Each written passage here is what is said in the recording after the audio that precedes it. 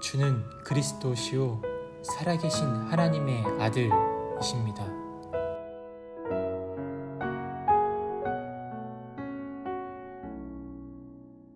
하나님께서 저와 여러분을 지극히 사랑하십니다. 그 증거가 만물로 나타났고 그리스도의 십자가와 빈 무덤으로 확증되었습니다. 지극히 사랑하신다는데 왜 저와 여러분에게 문제가 찾아올까요? 왜 복음과 함께 고난을 받아야 할까요? 말 그대로 저와 여러분을 지극히 사랑하시기 때문입니다. 성경에 나타난 믿음의 선배들의 삶을 살펴보면 이해할 수 있습니다. 홍해 바다의 문제가 모세에게 찾아왔습니다. 여리고성의 문제가 여호수아에게 찾아왔습니다.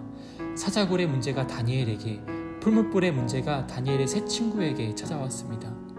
하나님을 믿어도 인생의 문제는 파도치듯이 거듭해서 찾아옵니다. 허나 신앙의 유익함은 그 결말이 다름에 있습니다.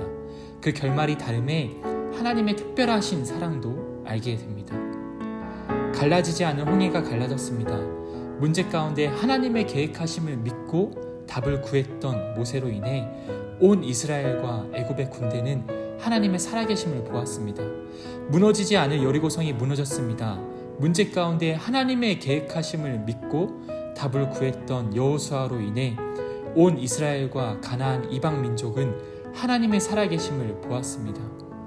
하나님께서 함께 하신다는 확신, 임마누엘의 은혜를 믿는다면 온 세상이 편을 먹고 나를 매장하려 할지라도 하나님께서는 세상이 헤아지 못할 높은 바위 위에 저와 여러분을 두십니다. 먹을 것 마실 것 하나 없는 광야에 버려지더라도 다른 이의 배까지 채울 수 있는 식탁을 차려주십니다. 임마누엘의 믿음이 현장에서 겪는 문제를 문제로 해석하지 않고 하나님의 살아계심을 드러내는 도구로 해석합니다. 그런데 세상은 이 은혜를 모릅니다. 그래서 자신의 노력으로 모래를 구하고 자신의 지식으로 그 위에 집을 짓습니다. 최선의 열심으로 인생의 파도를 견디다가 탈진합니다. 우리의 노력이나 열심으로는 세상 문제의 실체인 음부의 권세를 이길 수 없기 때문입니다. 그래서 예수님께서 본문의 말씀을 주셨습니다. 반석 위에 세워진 교회만이 음부의 권세를 이긴다.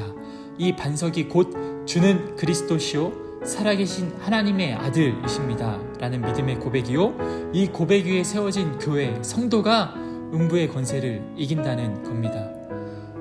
저와 여러분은 문제 가운데 염려하고 걱정하는 이들에게 임마누엘의 은혜를 보게 하라고 부름받았습니다. 현장의 모든 문제의 답을 가지고 계신 하나님께서 저와 여러분의 아버지 되십니다. 그리스도의 핏값으로 우리를 가족 삼으신 그 사랑은 그 누구도 무엇도 끊을 수 없습니다. 현장의 문제 가운데 주님이 내 주님이시오, 모든 문제에 그리스도 되시며 살아계신 하나님의 아들이시라는 말씀을 거듭 묵상하시기 바랍니다. 하나님은 말씀이시고 그분의 말씀은 곧 능력이기 때문에 크신 하나님 앞에 현장에 있는 음부의 권세는 한 길로 왔다가 7길로 도망갈 것입니다. 오늘 하루도 문제 가운데 염려와 걱정에 매인 현장을 보시고 그곳에 부르신 하나님의 계획하심에 눈을 들어서 해답을 보이는 양문 청년회가 되시길 기도합니다.